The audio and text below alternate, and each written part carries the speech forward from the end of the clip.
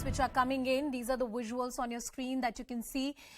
This is Mamata Banerjee, who's leaving for the Prime Minister's house. That's the latest bit of development which are really coming in. Of course, a very, very important development that we are tracking all this latest developments here on CNN News 18.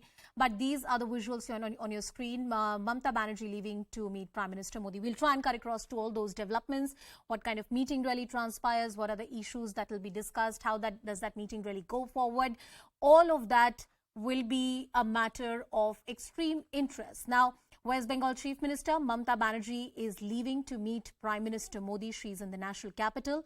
That meeting will happen today. On the table are various critical issues. And of course, we also have important events which are coming up, including the elections of the Vice President as well. My colleague Pallavi with us on the broadcast. Pallavi, can you tell us a little bit more about this meeting? What are the critical issues on the table?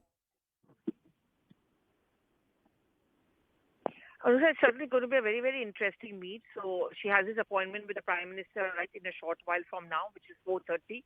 And then it's going to be followed up with a courtesy call on the new President of India at 6:30. Yeah. Now, this meeting of the Prime Minister and Mamata Banerjee comes in the backdrop of what we've seen has happening to Bengal. And it is massive corruption allegations against the government, with Partha Chatterjee having been asked to step down under pressure by Mamata Banerjee. And there is this whole argument which the BJP gives that it's just not possible that Mamata Banerjee was not aware of the wrongdoing, the amount of money which has been collected from Partha Chatterjee. And when we saw the huge stacks of cash, this question, of course, is also being asked, is that who was it meant for? Now, in this meeting, what we are picking up is that, she's, of course, going to put forward the Bengal development card forward.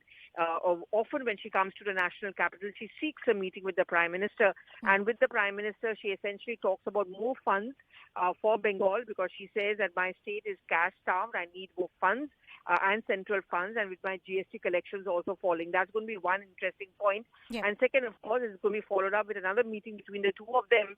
So that's not going to be a one-on-one, which is going to be on Sunday at the NITI Aayog meeting. Pallavi, in the recent past, we have seen various interesting developments, especially the stand that the TMC took over the Vice President nominee. I remember you reporting on that story, and there were all sort of conjectures whether there's some kind of understanding between the BJP and the TMC. Is Didi really on the opposition side? If you look at the relationship between the BJP and TMC in the last 1 year, ever since Didi got the second term, what kind of relationship has it been? Are there any points where this relationship has really eased? Well, see, politically speaking, from the point of view of the Trinamool Congress, it would be seen as suicidal for her if she's seen as softening up on the BJP. In fact, if there's been the hardest critic of the Modi government, it really has been Mamata Banerjee. But I think at the same time, she also understands that if you really want to talk about development, you also need to have a good equations with the central government. Yes. Just being on a confrontation doesn't really work. There have also been occasions, if you remember, right in the heart of the elections, where, the Prime Minister has visited the state as the Prime Minister, but she's not turned up. And that's a courtesy which usually chief ministers accord to a visiting prime minister, and she has incurred a lot of criticism. Yeah. I remember in one occasion when the last time round she had come back to the national capital, and that was again the first meeting after having won Bengal elections. It was seen as a courtesy call meeting between the two of them. But to say that she's going to soften up on the BJP, I don't think she would want to do that.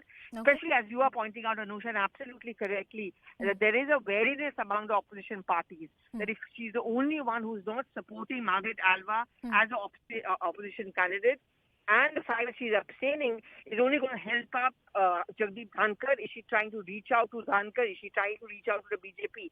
I think she also wants to send out a message to the opposition parties that, yes, I am going to lead the opposition front, or at least be one of the main faces for 2024 elections.